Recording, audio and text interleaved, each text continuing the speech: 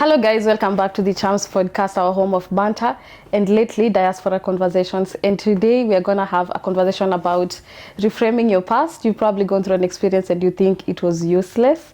But today I'm joined with someone who's seen it all, been there, done that. Author, founder, father, husband, everything else. Levi Koines.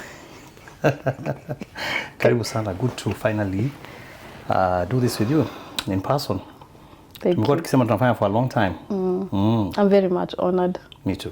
Kitambo kama bado unaishi huko NSW. By the way, we had met that time, ulikuwa unaniambia unanitafuta. Nakwambia naishi mbali. But sasa nimekuja karibu na wewe, so tuko hapa. Maybe this is the first of many. This is definitely the first of many. I was going to start by saying to our viewers, I apologize because today's sitting is not enough for everything that I know Levi has to tell us. So just treat this as an introduction. Alafu we'll go pole pole and go deeper and deeper and deeper and deeper. So, is there anything you haven't experienced? Death. Have you come close to death? Yes.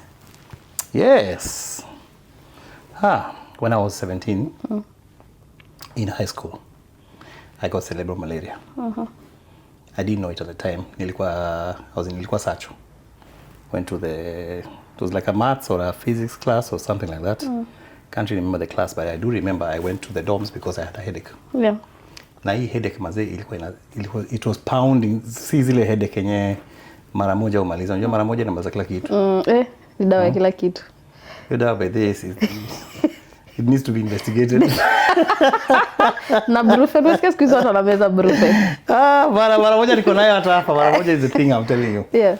If it doesn't go with it doesn't go.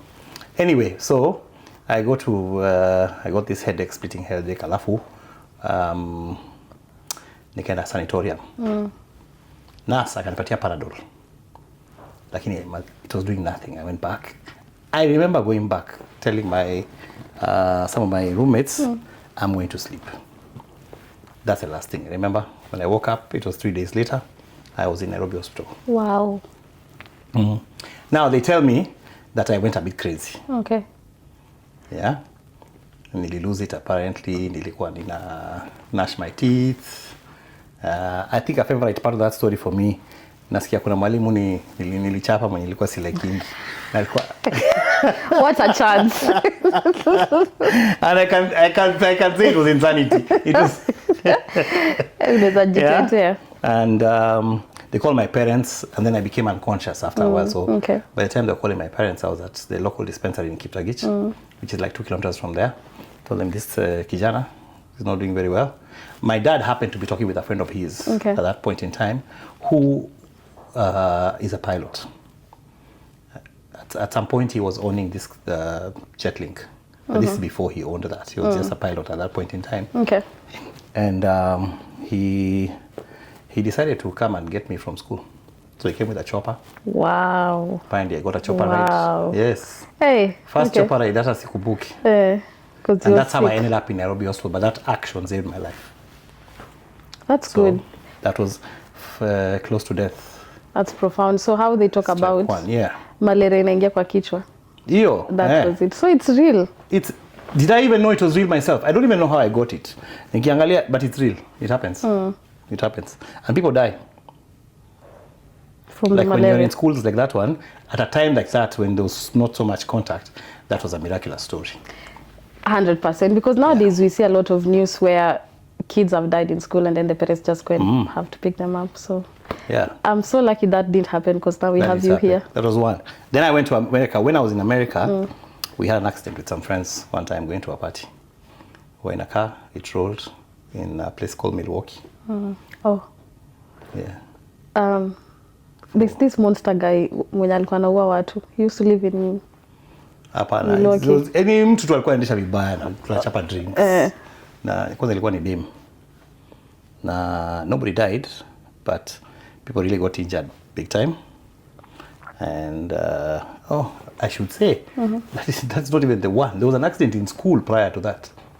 In Kenya. Yes, in Sacho. Tulikuwa na accident kwa shule. Kuna boy alivisitiwa na madhake.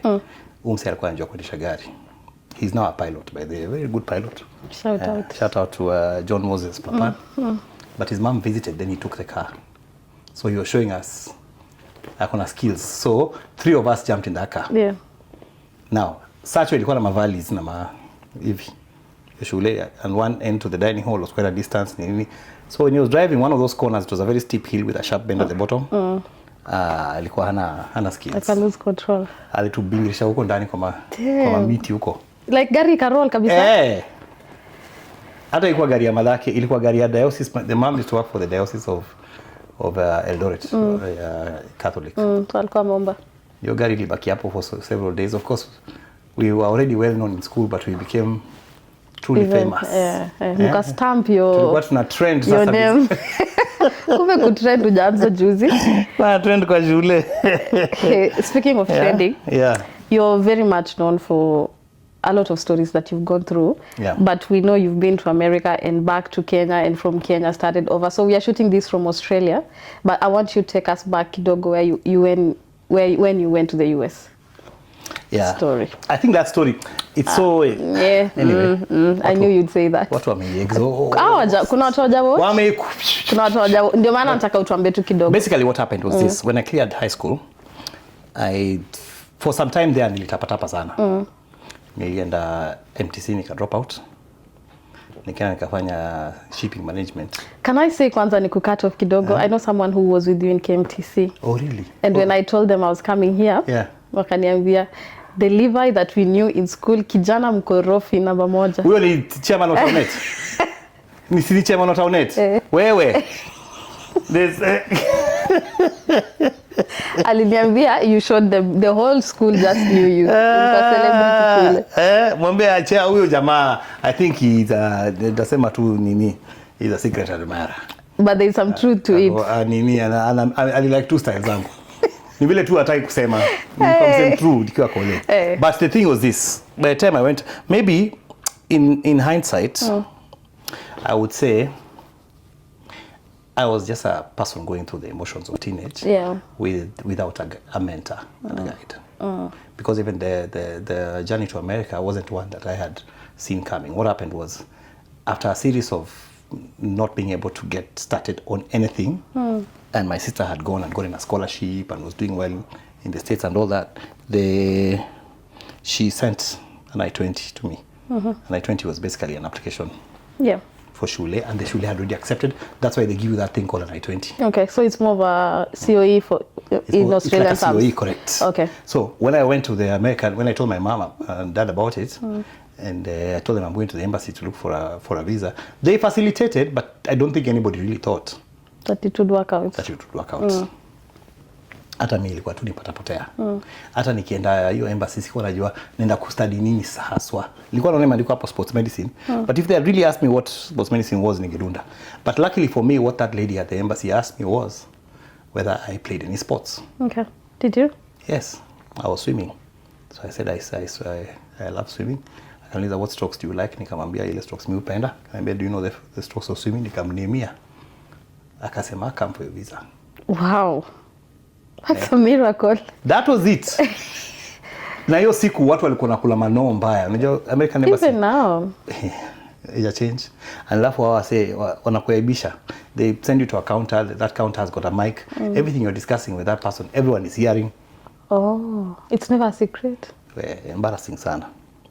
Unasikia watu wana plead hapo, please. Kuna mapasi huko na conference zingine hazijulikani. I'm going to minister the word.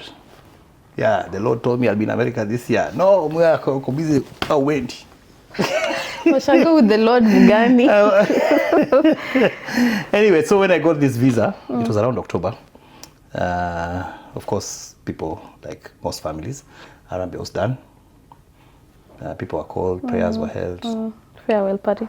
Farewell party. And November 29th of 1999, I was on a flight to America. Yeah. Those days, that must have been huge. It was a big deal.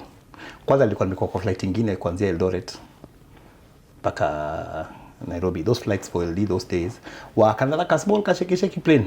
And how many were flying in a day? Probably once or twice a week? Like what? It was run by Air Kenya. It was a 14-seater flight. Oh. not the best flight to give someone a flying experience. It's more like a horror experience. That's a People about wind, private jet. Kumbe umekula private jet mara mingi. No, wazazi walikuwa naona sasa wanipatie hiyo opportunity nisikie ndege. But unajua ndege mzuri ni ndege kubwa. So that is how I ended up in the States. And for the next 4 or 5 years, things did not go according to plan. Yeah, dropped out of school, job board. You know the things they vilify even here. Kufanya kazi sana outside hours nini. And I ended up back home. With nothing. With nothing in March of 2004. Okay. Yeah. How did that feel at that time, going back home? You know, I resonate with people who go back home because I've never forgotten the feeling. The thing about getting deported, people don't realize is it never really goes away from you. There are experiences you have in life that sort of scar you for life. One of them is failing in a foreign country because of the expectations of people from back home. You're not expected to fail, everybody. And then there are many people who are watching who want to come anyway. Okay, yeah. Yeah, for every one person who has failed, somebody's like, "Me ningekuwa nimeenda, ain't gonna happen here." You know, you just have to. I know you're on social media, so am I. People are always asking us, how did you get there? Yes, please how can guide I go? me. How can I go? Please guide me. I'm always saying, "Oh, I'm not a migration agent. You need an agent. Give me that agent." They think there's a secret they think you have. They actually think so, yeah. Yeah, that nobody else has. The kuna vile ulifanya kakitu kaingia. But most times people don't realize you just look like anyone else, and it's sort of like you are blessed by God to get a chance, and some people may not have gotten the chance. Yeah. Anyway, so given that, and then expectations of family, you know, that our son has gone to the US. Do you realize when people go to the US, it doesn't matter what they do. Hata kwa mtu amedai wanaandikanga hapo so and so relative of Brenda. US. All the time. All the Kones, time. US. Nini alafu ule mwenye akoona afanye kitu anamenshoniwa tu. Imagine. I've seen that a lot.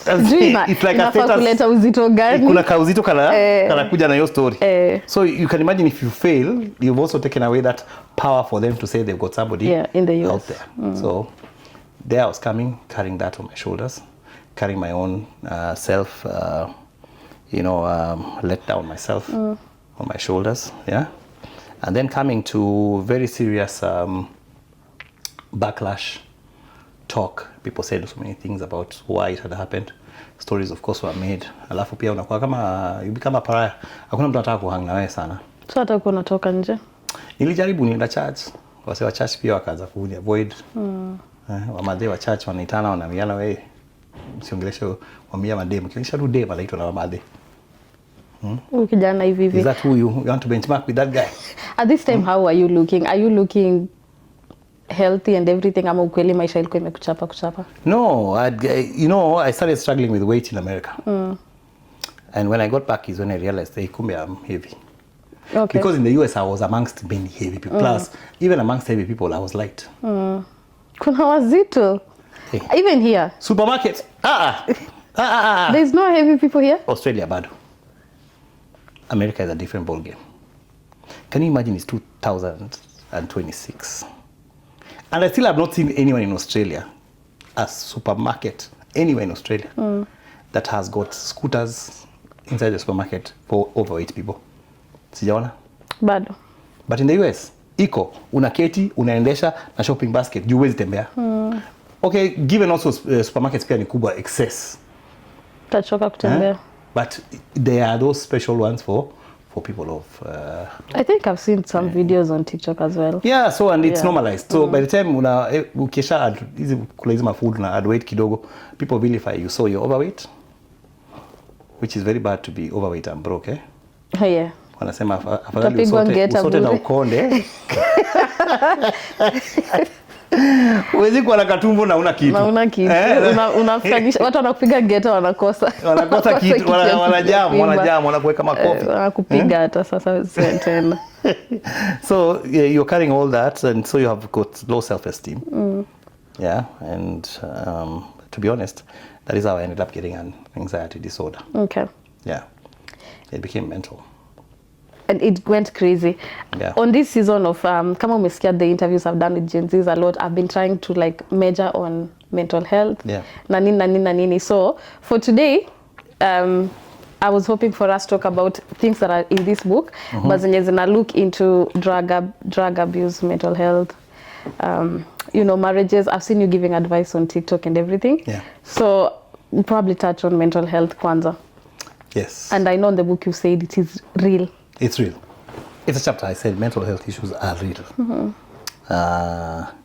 Until you have an experience with yourself where you have some kind of mental disorder or mental breakdown, you may not really realize it. And then, you know, you're growing up for squeeze you may normalize therapy.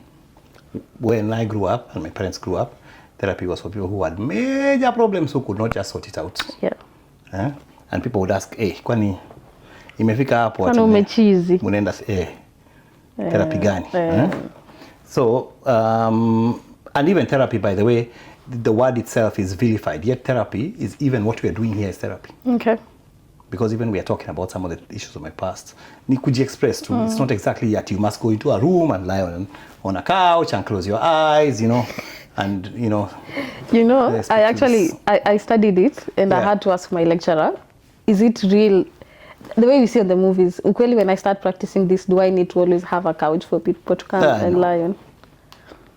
Yeah. Therapy could be you're driving and, you know, you're just talking and you're seated somewhere. It really could be one of those opportunities that give you a chance to vent out the issues that you have. Yeah. Yeah. So for me, that particular journey of mental health took a lot of time to get to that point where I could say yes, the issues are real, because I didn't grapple with myself mentally when I came back. And I should have, but I think also I didn't have the tools to know that that's what I needed to do. Yeah. So I just tried to adjust into a different lifestyle, that back in Kenya, and continue. Yeah. You know, and not knowing that what I was carrying in my mind was much heavier than this whole continuation process, because people are also expecting. My parents also were quick. They were trying to get me back into a school. Okay. Yeah. As soon as you landed. Yes. See, pia wanataka kuosha aibu. So hata nilitumwa Kim. Oh, like the management. Yeah. And I couldn't function there.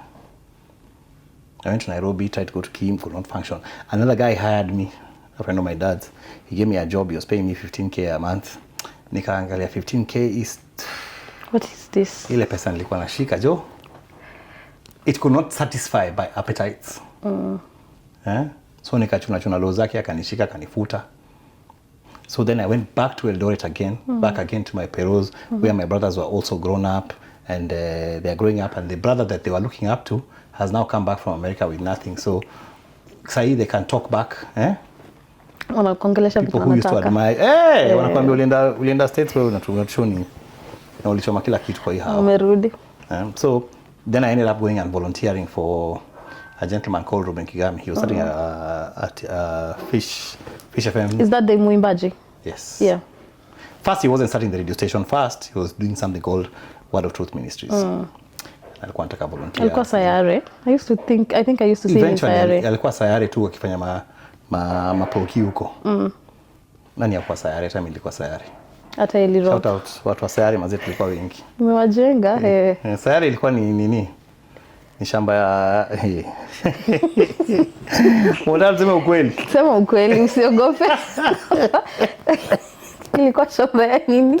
Sayare ilikuwa ni shamba ya character development. Sayare hakuna msee alikuwa analipwa. Oh my God. Kwanza hii ni time ya kuambia watumishi wa Mungu. I think tunaweza hata tukuje kwa segment ya watumishi wa Mungu. Please, now that even me, I'm grown up enough, you know, I'm almost 50 now. Yeah. I'm 50 in 2 years. Let us stop abusing young people's talent, work, and effort under the name of building potential. Kulipata exposure. Exposure. We do it so much. It's in churches. It's in Christian-run companies. You know, sisi at some point una complain, mnaitwa mnasomewa zile words za Exodus. zile za Waisraeli vile walikuwa nateta, alafu Mungu akawa punish Mungu akasirika. Na ni wasee wako na rent pia, they need to pay their own things, they need to also look good, they are trying to also have dates, you know, those kind of things. Let's stop doing that, because that still happens a lot, so much even in this society. And while we agree, it does give, let me tell you, I don't bash it in entirety, because I got career exposure, true, but I also needed to eat. Okay. Yeah. Nikuuliza, at this point, had you written your book? Because your first point is usitumike ovyo ovyo, know your value. Yo, usitumike ovyo ovyo. Hata nilikuwa nasema juzi nitakuja kurudi kuiongelea tena TikTok, because a lot is still happening. Yeah. I came to write this book in 2022. Oh, okay. Okay. Oh, it's a new book. Hii book ijaka. Okay. Now, these are things that happened to me that now I started, you know, now reliving and asking myself, but what really have I gone through? Yeah. And before writing the book, I was going through a cancer period where I was getting chemo, nini. Then somebody says, comes and tells me, you're writing so many things on Facebook. People are liking, because I was writing about chemo, the journey, kila kitu. And they're like, why don't you write a book? So I started writing a book about cancer. Yeah. And then I realized, hey, that's just one chapter. So many other things have happened to me. Yeah. That's why I put in a whole book and call it, you know, there's no use of experience, and put in initially 20 chapters, and then later on 20 more. Yeah. But the reason why I start with that chapter is because it starts early in my life. As soon as you're 14. Kutumika. And you know what happened is this. It ended up not allowing me, or it ended up crippling me when it came to doing big deals. I was unable to. How many young people do you know, when you ask them, they do such a good job, maybe they're shooting for you or something, then you ask them, how much do they pay you? And can I pay you for this job? For this service. Alafu kijana anakuambia, wewe nilipe vile unaona.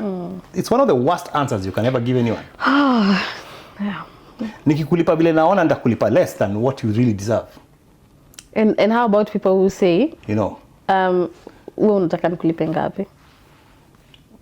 See, I think they're still challenging you into setting wanakusoma. Into setting a nini for yourself. Okay, some people will downplay you. Like for example, wakati nilikuanga MC. Hey, kazi ya MC maze. Siku hizi naona ma MC at least wanapewa kakitu, wanatungaria ma places. Sisi ma MC tulikuwa tunadharauliwanga sana. MC kwanza unapeana budget yako ya MC, unaambiwa utalipwa maybe 10k those days. So umepeana budget ya how much? Wewe umejaribu kusema 20, unaambiwa MC unajua tunakusaidia. Tungekuwa tumeita sijui nani ule kazi yetu Clement akuja fanya hii kazi. Lakini tumeona juu tunakujua, wacha tukupe. So MC tayari they have reduced they have trashed the job, because it's just anybody could do it. So we are helping you. So wanakuambia 10k. Then watafanya function. Watalipa flowers, walipe hall, walipe kila mtu walipe. MC anaambiwa ngojea tunasort mambo ya catering. Yani in other words, bill yako hizo ni vitu ndogo ndogo, weka hivi we'll be back. We'll come to deal with small issues later. Wedding inaisha. Una chase finance officer huko. Na finance officer ni wale wase wanakuanga na portfolio sana kwa harusi. Kama mtu kakiburi, either ni kazi ya wife ya mwenye harusi ama nini, ama ni dem fulani hapo, ni kazi kwanza kama ni dem. Dem. Atakwambia, can't you see I'm busy? Excuse me. Could you hold on just a bit? You know, the wedding planning is a lot of work. It's a lot of work. Unafunga mdomo shup, utalipwa. Utaenda kuchase your story. Siku nyingine. Na ma text. Na wana harusi wanakuambia walishaenda honeymoon, ungoje warudi 2 weeks. Many times MCs were never paid. So but we also allowed it to happen to ourselves, because we have got a culture where we think that everything has to be, we use respect in the place of a structure for business. Yeah. Which is okay, and I'm not saying anyone should disrespect anyone at all. I hope no one gets me wrong. Neither am I saying that you can't do some things for free. Sometimes somebody has called me, even now, I MC for 2 reasons. Either for money that's worth my services, or for free at a choice. Okay. You know, there are some people who have called me like, we can't afford you, but we would like you to MC. I look at my calendar. If I'm available, I do it. For the love of the community. Yeah, pro bono. Absolutely. You know, I've got no issue with that. But at least from the beginning, I know why I'm getting into this particular thing. But in those days, I did not know how to do that. So even when it came to more serious issues other than MC, now I'd go and audition a program on TV. Naongea na producer. Unapanga, una script everything. Nime script kila kitu. Kwanza those days I was doing something with KTN then. Okay. Nikaandika script ya program kwa KTN, nikawapea hiyo script 2014. What was the program? It was shortly after the Slim Possible Challenge. And this program became the Ultimate Loser. They had an Ultimate Loser that had an Ultimate Challenge that had started before, but in their Ultimate Challenge they were doing games, what. But I was bringing a weight loss edition into it. Okay. So they called me for meetings, nandika. Somewhere along the way, I started seeing the thing, running on TV. On TV. Hey. Ulisikiaje? Nilirudi kwa mdosi, nilisikia vibaya. Nilirudi kwa mdosi hiyo siku hiyo MD wa Standard. KTN at that time, yeah. Kina kwa ofisi yake nikamshoma mzee. Hadi yangu ya rani nini akakasirika hapo akaita wasee. Nikajiforce amekasirika. Of course he was aware. Why are you guys doing this? Nini nikaketishwa chini. Nikaulizwa how much do you want to be paid for this production? Okay. I didn't have a proper answer. Okay. Because I had not calculated myself at that time. To that point. Yes. I hadn't calculated anything to that point. I just knew that I was being shortchanged. But how much should I have been paid? Acha waanze kuniambia, production is ours, ads are ours, equipment, nini, staff, what, we're the ones doing most of the work. Yeah. You've just brought the idea. You just brought the idea, which by the way, we have got many such ideas in our inbox, on our emails. Unaona sasa vile wanakupanga. Eventually wakaniambia the best thing we can do for you, just because we don't want you to leave with anything, we're going to offer you a slot on the show. Okay, was that good enough? And we'll pay you 20,000 per episode. Kapia episodes there are 4 episodes in a month. Every week there's 1 episode. Nikaona 20,000. So hiyo kijana unashikanga 10k za kwa MC. Nikaona hii chapa. Na uko kwa TV. Na niko kwa Which is a plus. When I found out how much later on that program made, I realized we perish for lack of knowledge. For lack of knowledge. Because of our own foolishness. Because the people who make millions will give you a few thousands and throw you off the rope because you don't have any idea as to what it is you're bringing. So actually you have to also research and know, so that you also don't overprice yourself, but you also have to know what the market value is for that product that you are saying that you're selling. Then if you speak from a point of market value and things like that, people tend to take you seriously because they know this guy, he knows what he's talking about. He has researched everything. Umse hajakuja tu kwa history tu, but ukiongea tu kama wewe uko free, you're easy, you reach a point where you're asked, so how much, but you do not know a good figure based on, because some people will also overprice something because they just hear somebody anakuambia ridiculous fee. Give me 100,000 for MCing, a birthday party for 20 minutes, which is really not the point. Ridiculous. It's too much. If they are not carrying the brand, if you're a brand and you're some kind of big shot or stuff like that, you can factor in all those things. My presence here also means ABCD. Yeah. And then you can quote what you want to quote. So it's quite something, but if you learn how to quote yourself well early in life, no one will misuse you. I think the good ata size kuna AI, you could literally tell AI everything you're doing, and exactly for people, they can do that. You can actually tell it. People don't realize the amount of things AI can do for you. Unakiuliza to the right questions, itakwambia this is how you present yourself, nini, market, what. You ukienda kupiga story hapo watu wanaona msomi. That guy knows what's up. So let's go back to mental health. Yeah. So on mental health now, I was saying, so I've come back, I'm going through this particular issue. So what do I do? Because I'm stressed and so many things are happening to me at that point in time, I turn to alcohol, which is one of the worst things you can do when you are having a mental health issue. Do you realize at that time that you're doing something wrong? I want to bury it. Did you have something calling you back? Like, did you know at that time that alcohol was bad, but you have no option? Ama? Well, unajua hakuna mtu ana misuse alcohol mwenye ajui anafanya kitu mbaya. We know. Okay. That's why alcoholics are the first people to say I'll stop tomorrow. We know.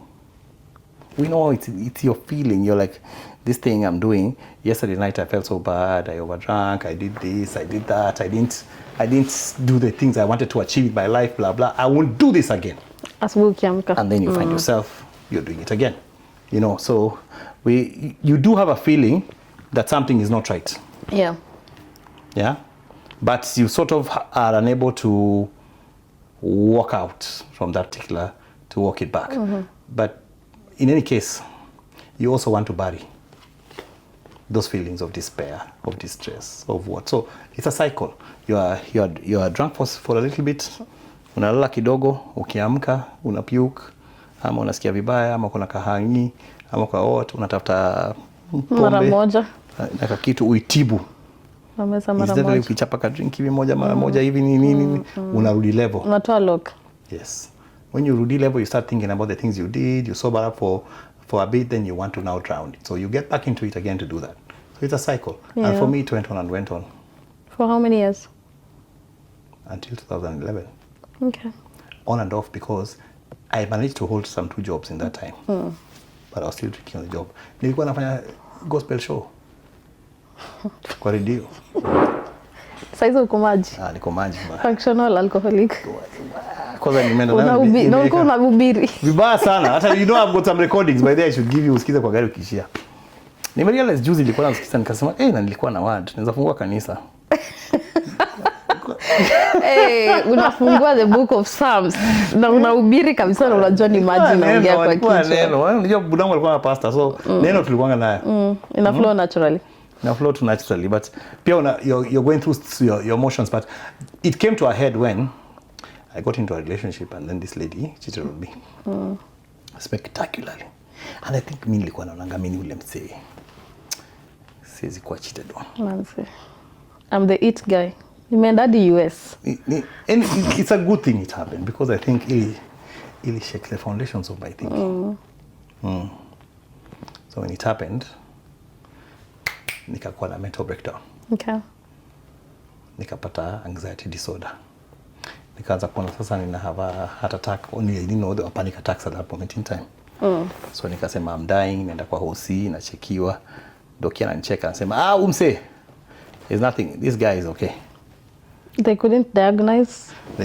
No. They diagnosed and realized that the things I was feeling were not real. Oh, okay. They're all in your head. So, yeah. So I realized something was wrong when they sent there's a doctor in LD. He's called Atwoli. You know Atwoli? Atwoli najua ni wa court. Sasa huyo wa court, he's got a son who is a psychiatrist. Oh, he's his son? Yeah, okay. Very well-known guy. Okay. When he showed up in my room, is when I knew I had lost it. Nikamcheki hivi, nikasema, Imechemka. Mambo imechemka. Uko juu mambo, mabolts zimeachana. It was quite an experience. So I had to walk back now the whole mental health aspect of realizing that I was having a disorder and I needed to take care of it and I needed to, have better and more positive thoughts towards myself. And I have to say something about this whole thing of cheating, though it was a good thing that I found out that, because you know how I found out that person was cheating. So alikuwa ameniambia tia ameenda Somalia. Kazi? Ameenda Somalia kazi na huko. Na alikuwa Mkenya? Okay. Na huko Somalia. Kuna net. Hakuna network. So mimi nimescot hata nimetafuta doli na mduga ya koko ananiambia tutabonga tu na ma emails naambia sawa. So ananiandikia ma emails zingine very descriptive. ati siji ati waliland vizuri, ati siji hakuna ma latrine, ati sasa imebidi ati wanatumia zile macho za kuchimba kwa mchanga. Anapaint tu picture nyingine tu yani ya huko nini. So mimi nashinda nikimwombea tu daily. Ulipata masenari. So this one day I've gone to the bank. Let me tell you. I'm in the bank at Barclays Bank. LD? Which is not my bank. Yeah. Nimepeleka madhe huko sijui madhe ameenda kufanya nini. Hiyo ni banki yake. Tukiwa huko ndani ule beste enye ameenda na huyu mtu wangu Somalia. Kuna dem fulani walikuwa wanafanya kazi na yeye. Wako pamoja Somalia. Nimetumiwa hata picha nasikia baadaye walipiga hiyo picha. kama wamesimama karibu sijui na place nyingine na ka desert karibu na LD huko, wakanishow huko ni Somalia. Nilibelieve haina kitu huko nyuma. Walikupangia script au ni script writers? So mimi niko kwa bank na cheki usi ni nani na nataka na kwa Somalia. Siako hapa kwa bank. You know, let's tell people cheaters are caught by 3 things. If you are listening to me and you're cheating on anyone, one of these 3 things will catch you. Listening. Guaranteed. Number 1 is the what you call the number 1 is called memory. Yeah, you can't remember everything you've said. Let's say we've met and we're hanging out, and then you say, "Oh, I'm going to Sydney tomorrow for a function." Blah blah blah blah blah blah. 3 months from now, you won't remember the exact time. Exactly. Yeah. You can be telling a different story to somebody else. Then you say something like, that person says, "Oh, you know, Sydney, I was there last week, blah, blah." Then you say something like, "Oh, I've never been to Sydney. I'd really like to go there." You're saying that because your mind is not wired to remember lies. Your mind is wired to remember the truth. Okay. Your truth will come out very genuinely. Your lies, unless you're very careful, they will not be able to come out as easily. You're fidgeting with the lies. So you're fidgeting with the lies. Now your story, haiwezekani, it cannot enter. Yeah. The second thing that catches people who are cheating is the aspect of what is the word I call it? So one is memory. You can't remember everything. I know the third thing is coincidence, because I want to come to coincidence, because coincidence is really What I could land. It's really crazy. Yeah. Yeah. Yeah. The second thing is the aspect of covering your tracks. So sorry, what's it called? Patterns. Okay. I've got it. Okay. Number 2 is patterns. So there are patterns. In this house, I like sitting in this corner. Yeah. Some people may not have a favorite corner. I do. Okay. There's a way I like parking. Comes natural to you. Comes natural to me. There's a way I wake up in the morning, and when I'm getting dressed, there are certain things I do. If you live with me, you will notice. Yeah? This guy, his patterns are like this. Now, patterns change when you're cheating. Just you don't notice. Your partner notices. Okay. Your patterns have changed, because those patterns are involuntary. It's like living DNA. Yeah? Maybe you used to come home and hang out, have a chat, and then you shower, then go to bed. Now you come and shower. First thing. Straight to the bathroom. Patterns. You used to hang out and maybe your phone was upright. Now, consciously, Simo, face down. Unconsciously.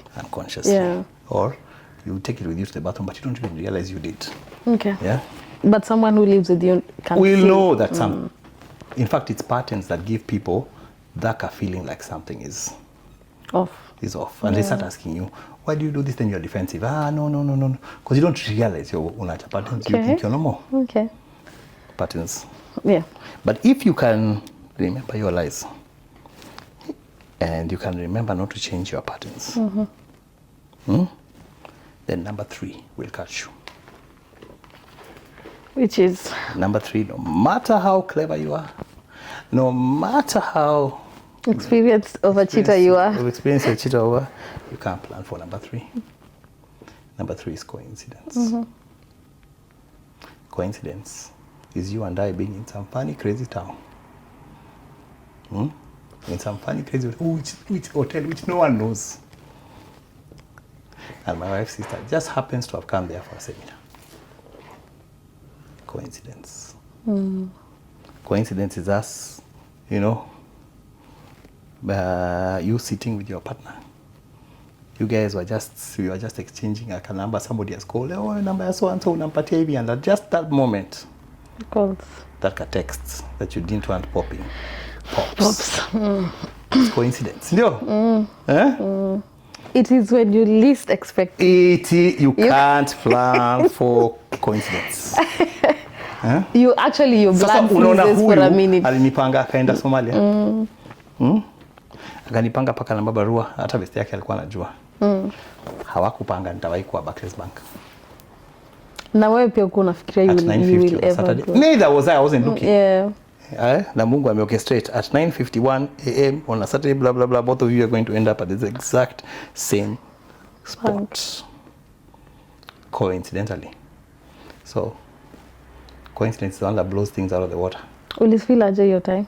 Where? Kumuona tu hivi ndio huyu. Niliandika tu email nikasema tu I know where you are. Didn't you try to give yourself your explanations? Au kutry kuji... People try to do that all the time, but I knew.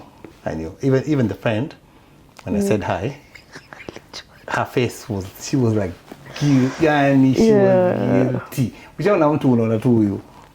I know that feeling kabisa. Huyu ndio ule alibetray Yesu.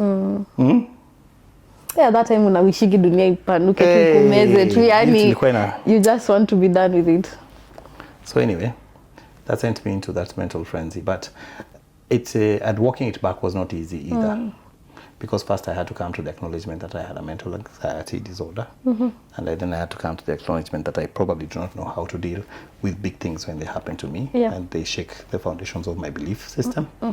And now I had to learn how to manage myself with panic attacks. Okay. And it took the course of the next 3 or 4 years to be able to get it right. Because even now and then when something very traumatic is happening to me, I will get a panic attack, but now at least I know that's not real. It's coming, Yeah? That's me getting anxious. I just need to chill out and it will pass, and it does pass. I was going to ask if people heal from mental health or it's like death. What do we say? You don't get over it. Yeah? You get through it. Okay. So it's a day by day issue. You learn to live with it. You learn to live with it. You learn to manage yourself. Okay. Because with life the way it is, there are moments of high intensity. Maybe right now you're worried about your relationship. Tomorrow you're worried about your visa status. Yeah. The next day you're worried about a job and somebody giving you a very hard time at work. The next day there's always one worry. You kind of swing from one branch to another, and at some point, you know, even people who look like you can sit in this home and think everyone is so organized. Then tomorrow we're worried about something, and at that moment that worry takes over your life. Have you ever noticed? When you're worried about something intensely, there's nothing else you see at that moment in time. This is your Goliath.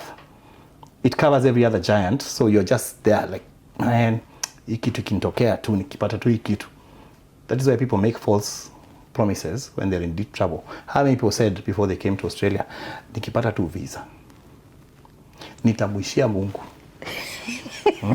I will go and serve you, Lord. Uko wapi wewe Sydney mabaa zote zinakutambua na maklabu. Na ulisema utaenda kuserve Mungu. Ulisema nikifika hiyo Australia watajua Yesu ni nani. Ujaya hata sasa hiyo ilikuwa ni ukiambia ukiwa ulikuwa sasa una waiting. Ukiangalia email account, ukirefresh kila siku daily. Wacha upate. That's why people make false promises. That's why God says don't make silly promises. Or silly promises. To me ati yenye utakip. Ati because of sijui nini. Speaking of your brothers, at that time when umerudi huko, and I want to link it to alcohol. How do people deal with I've had questions of how do we deal with family members who struggle with alcohol and drugs? Sorry, I think I'm throwing you everywhere at this point. Okay. You've touched something that the reason why I've beaten it because it hits home. I have family members who struggle with alcohol. I don't want to say too many things about them because they are still in denial and they get very upset when they even hear that I may have even mentioned such a thing. But I also know that there are many people who have family members struggling with alcohol. Many. Many families nowadays, it's either your brother, your sister, a cousin, someone. I've had people who was their dad. Actually, the person who asked me was her dad. Yeah. You know, I had a funny story the other day, by the way. Funny, sad. There's a mzee who came here to Australia. Mzazi. Yeah, sometimes so just because of this whole thing ya kusema ninaongelesha watu nini I will get messages talk to so and so, talk to so and so, talk to so and so. You know, even today there's 2 young men I'm supposed to be calling later. But I was asked to talk to Amze. Mzee. Yes, which was very, very different for me because he came to Australia and his mission of coming to Australia was to talk to his 2 young children here who were in alcoholism. Okay. Mzee ametumwa na kijiji akuja angalie watoto na awapatie mawaidha because watoto wamepotea. The mzee got here, stayed here for almost 3 months, visitor's visa, returned home, and people quickly got shocked to find out mzee became an alcoholic. Ooh. Watoto walikuja waka-infect mzee. Wali-infect mzee. Walionyesha mzee Danmarfis na DW. Mzee alipiga sherehe mbaya huku, mzee alipiga sherehe. Hata mzee akaelewa kwa nini watoto wanalewa. Mzee hata anataka kuuza shamba arudi. Wacha. Anasema huko ni kuzuri sana. Watoto walizungusha yeye. Yani mimi nikasema watoto wanatakana waweke kwa nini? Kwa discussions za kusort out, unajua mambo siasa za chama, za kusort out political differences. Those kids, they have brain. Walipendwa kipindi. And so it's your dad, not even a brother. Not your dad. But that's very sad aspect. But it tells you, for me, it says this, that the mzee might have had a streak of alcoholism in him. Sometimes some people, it's just a switch that just needed to turn. Okay. The truth of the matter is this.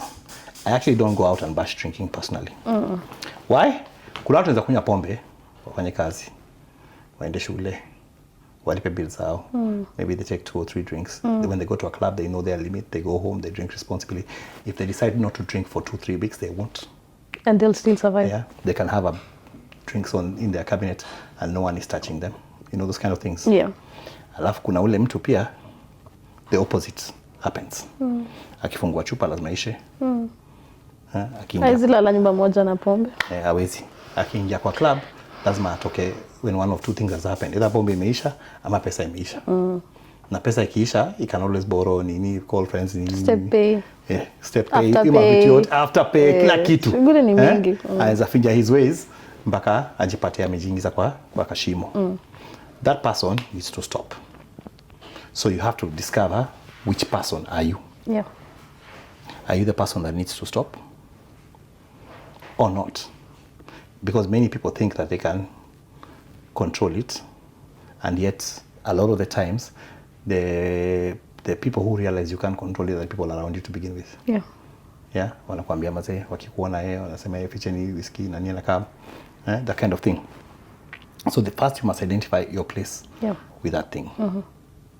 Which is a harsh thing to do because self-assessment is one of the things in life nobody likes to do, because you must really be brutal with yourself in self-examining yourself.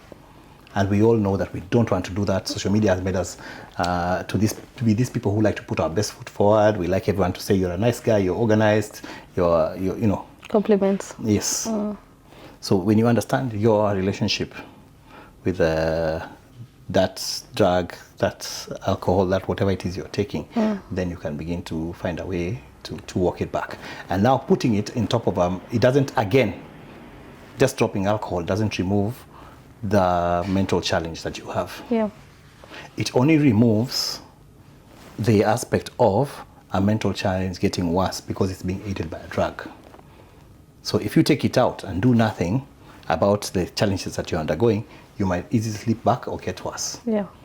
So you must, again, treat the mental challenge because there is one. There's something that puts you in that place. And if we can all get to the point where you realize these are my shortcomings, I'm a short-tempered person, so maybe I should not put myself in places where I'm easily could be triggered. Or I am a person who is impetuous, you know, naweza ambiwa road trip saizi ya kwenda Brisbane and niseme nayo, you know, so maybe I should not put myself in the, you know, there's some people who don't think, they wake up on a Wednesday in a funny town when they were supposed to be working.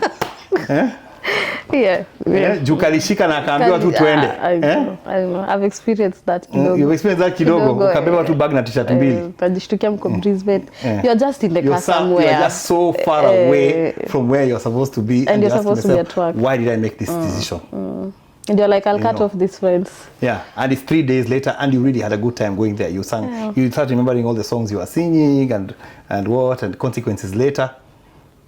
that kind of thing. So it's not an easy thing to do, and that's why I guess with mental health challenges it never ends, because you know what, even people who are 80, I mean, look, some guys are 80 and they still have mental health issues. They are, you know, tunawachunga. yeah. Happens. As in, the management is lifelong, because if you stop managing at any point in your life, you do get a setback mentally. Okay.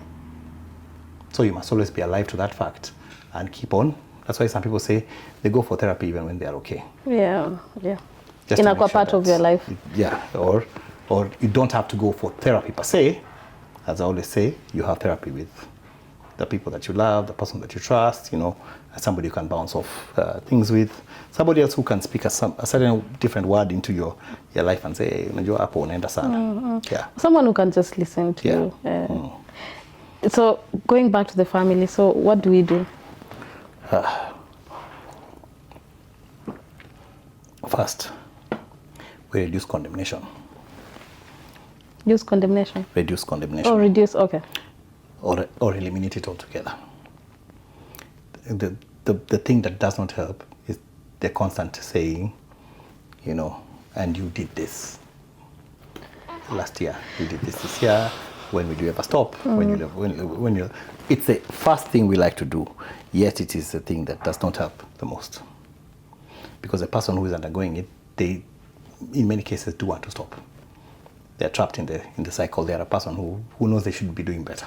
So they know. But they feel like the journey to doing better. You know, for you to get better, first, could detox pombe. If you've been drinking for a very long time, it's such a harsh exercise.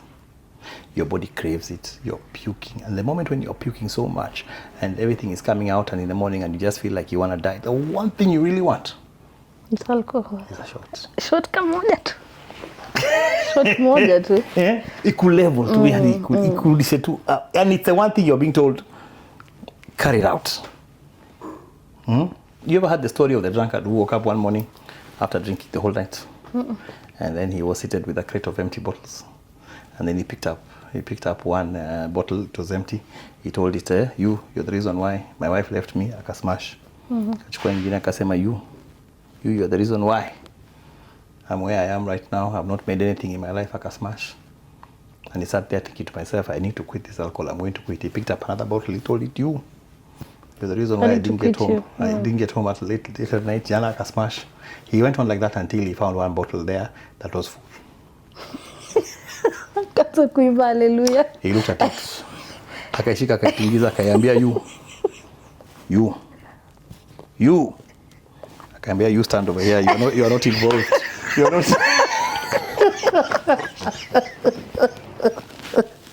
Hujafanya makosa. Huko kwa hii story. Ni hao ya kwa empty.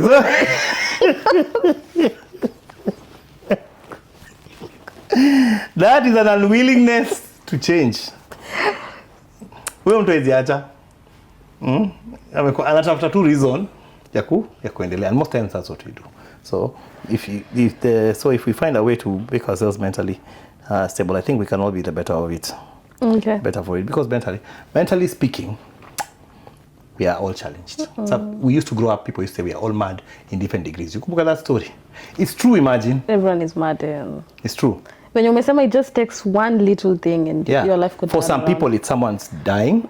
For some people, it's the loss of a job or a career they really love. You know, for some others, it's a moment of intense. Some people, it's like they got kidnapped, went through some trauma, or they got raped, or you know, or even they moved to a foreign country. Yeah. Because sometimes we move to a foreign country and we have not prepared anyone. Yeah. You do need to take it. Yeah. Okay. Hello. So, Tuendelee. Yeah. So it's with mental health. It's and I think now there's enough advocacy for people to realize it's something that we all have to wake up to the reality of the fact that mental health issues are real, and we all need to first take a step like the way we say in a plane, ya wasesu usemanga nini? Jikava kwanza. Jifunike kwanza, alafu ufunike mwenzako. Alafu ufunike mwenzako. So first get a grip of what could be your issues. Yeah. before we go around diagnosing people and telling people ati we umeenda sana nina wewe mwenyewe you've never grappled with your own manenos. Mental health challenges. Okay.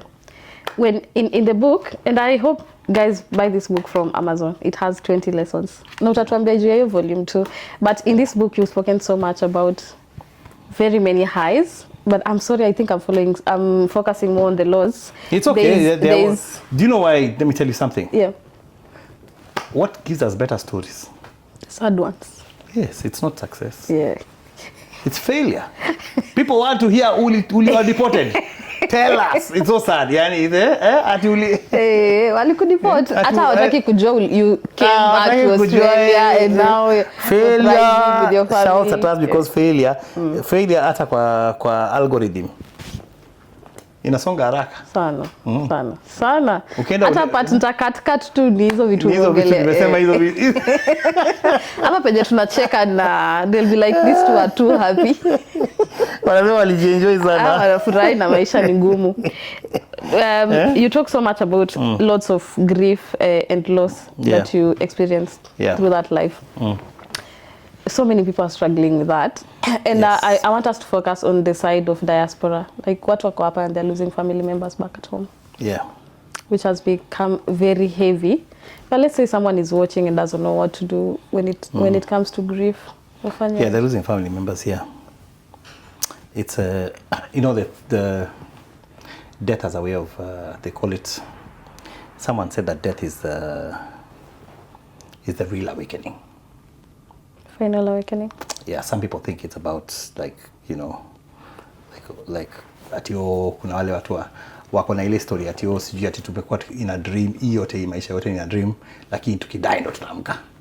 But that's not really the case in this thing. I think death is the awakening in the sense that some things you really get the reality of them when death happens. Okay. Have you ever noticed like some families are together? They hang out, they're nice, they're what? And then the mother dies. Alafu siblings wanararuana. Kuna watu wengine ukiwatoa tu hivi from one family, drama follows. Or when death visits, everything was fine. Even we were all together until death visited. Then my parents divorced after 38 years of marriage. After we lost our sister. Yeah. And one of the things that death does at this particular is people don't realize that death makes you grapple with everything that's happening in your life, especially death of a close loved one. It makes you reassess yourself, reassess your values, reassess your relationships, reassess your plans, your career, your everything. You sit down and take a long, hard look. Sometimes when you're going through life on autopilot, some people have a bit of a hard look at New Year's Eve. Because New Year pia ni mwaka pia wanaangalia resolution. But over time, people have bashed resolutions back and no one really takes a hard look at their life anymore. It's no longer cool to do a resolution, and with it, it's no longer cool to self-assess. Yeah. But death gives you a self-assessment in the middle of the year when you had nothing else planned. When you could not have you didn't know it would be in April or it would be in January, or yani inakupiga reset button. Because you don't see it coming. So, hence why grief is so deep. For some people, we are not just grieving the person who has gone, our grief is carrying on to certain aspects of our lives. Okay. Things you could have done better, things you should not have done, things you think and as a result, decisions are made, sometimes final decisions, after death with heavy consequences. Now, if you're in the diaspora, it's even worse because maybe you lose someone and then you realize, you had been a student for so long, but you've not really achieved what you wanted, and now it weighs heavily on you. Is this really what I set out to do when I first came here? Yeah.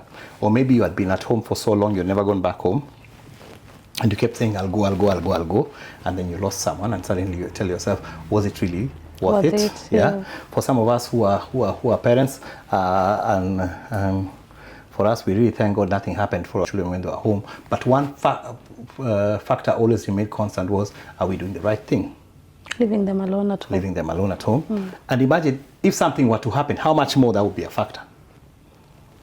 Like if we were not here, would it have, So those things, they come to our head and they bring with them other issues. So I think everyone who goes through grief, my number one advice to them, especially when they're abroad, is no matter how okay you think you may be, you must find a way to get mental help. Yeah, to relieve it, because it tends to sideswipe you. You can think you're fine. You go through one semester after that, and halfway through that semester, you're now hit with grief proper. Okay. You know, grief is not the crying at the grave. The crying at the grave, that is missing someone. That is shock that that person is really gone. That's not grief yet. Grief is a solo journey after. When there's no friends around you, and there's no people checking on you all the time, and you've gone back to the grind where you are solo, you're driving to work. Grief is that thing that happens to you proper when you're driving on a highway and you're overwhelmed by tears and you have to park to cry. And no one can see you. You know, and you bear your soul out. And you pray to God, if you're a believer in God, and ask, please, is there a way this can change? So you must be alive to the fact that that could happen to you, even when you think you're fine. And the reason why I think it hits hard is most people think they're okay. We're all okay until we realize we're not okay. So with everything that we have at our disposal, books, studies, don't just walk around thinking, I'm fine, and you can handle it. I'll get over it. Get tools. Even if you feel you may not have, you may not be, because kuna watu wamesomea mambo kama wewe, kwanza wasomi ni wabaya sana. Mnajua tayari hizo ni zile tools si ujua.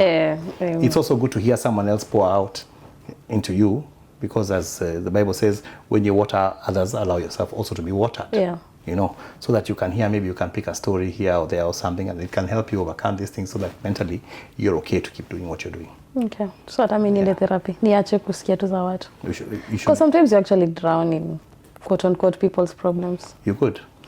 Have you experienced that now that now that I'm here? Notes, yeah. You know, one thing that I really feel bad about is sometimes, you know, I'm told so many stories like, okay, some people expect that you will save everyone, and that's not what we do. Only Jesus can save people. I can give advice. I can tell my story. I can ask a young person. Maybe I can say I can be lucky enough to get them to open up about what they're going through. But as to whether they'll take my advice to a way out is a whole other chapter. Okay. You know, I keep telling parents, I can only reach out. And maybe atanisikia aniambie this is what is happening. And maybe nitamwambia na asikie. But do you know, let me tell you, Brenda, do you know that this business we are in has less success than failure? Than what? Than failure. Okay, than failure.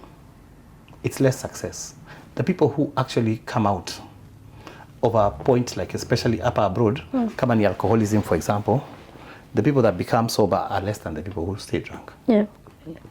For the most part, we fail. We try, because what's happening? We have come to this problem at the tail end of the problem. Yeah. When everyone says everything is so bad, this person cannot be helped anymore. Who can we call? Oh, there's that guy who talks on TikTok. Let's talk to him. There's that guy let's talk to him.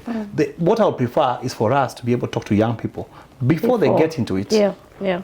So like so have conferences. We can make them make better choices, so we don't have to beat them at the end. Every time we are meeting people at the end, the possibility of people getting better, they say, according to Alcoholics Anonymous, even of drunkards getting better, is 15%.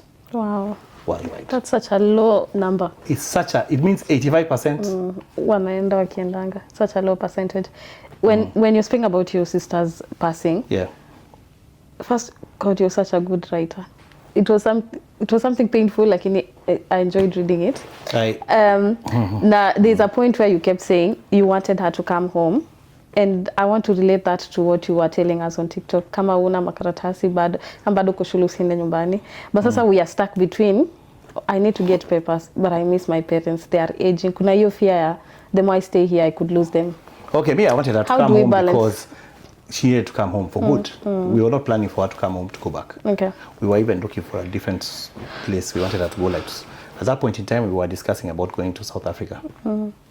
So there was no I'm coming back home to go back. Okay. This thing of me saying kama una makarata usi come home was born from a story that happened.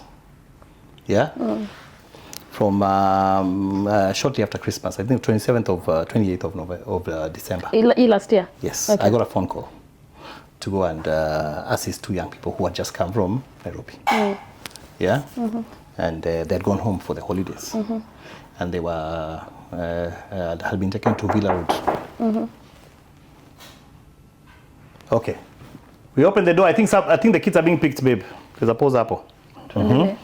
Villa Wood. Yeah. So, yeah. So these 2 young people, they've been taken to Villa Wood. And the thing then was that they were looking for a lawyer. Why were they looking for a lawyer? They had come in, had been accused of not going to school. One of them had not been to school since 2024 December. Wow. The other had not been to school since 2025, somewhere between January and March. Yeah, both students, both on 500 visa. And they survived chini ya maji for all those months. Okay. You know, and it's interesting we are talking about this because one of the things that surprises me greatly is hearing someone saying ati ajui visa yake inaisha siku gani. Unapata wapi audacity kama hiyo? Where do you get the kahunas to forget the date of the expiry of the document that guarantees you your movements in this country? Hata kama yani is shocking. How dare you? Shame on you. Hiyo ni audacity with a capital With A. a big O. with a big O. Audacity. Audacity. Hata si audacity ya A. O. Ya O. So anyway, huyu jamaa alisema ati hakujua. Hukujua una visa? Shule sita ku drop out itakutumia COE. Lakini vijana tuache tu games. Alafu sasa ati walikuwa wameenda home, wamesema ati grandmother yao amedai, wameandikia tu shule some email, wanaenda home, watarudi. Wana expect juu ameandika email hiyo itacover. So hawakuwa na a confirmation from the school like it's okay for you guys to travel go bury your grandmother. Wali travel. What was their verdict? Wali travel na wabeta home, wamechanga do, wametesa home baya sana. Piga sherehe December. Wapiga sherehe, wameenda masherehe, wameonekana nini. In fact, it's so fun. Ati huyo mzee kwa kijiji anaitwanga Australia. Sasa unaitwa Australia. Na una visa. Osi. Na una visa. Yeah. So that's why I was saying, because I felt pained by it, because we tried to get a lawyer, we tried to send a lawyer to Villa Wood, but they had been accused so much, they had already signed the paperwork ya kunini. Na by the way, acha niseme hii kwa Kiswahili. Ukiwahi babona hawa se. Na kupatia hizo makara.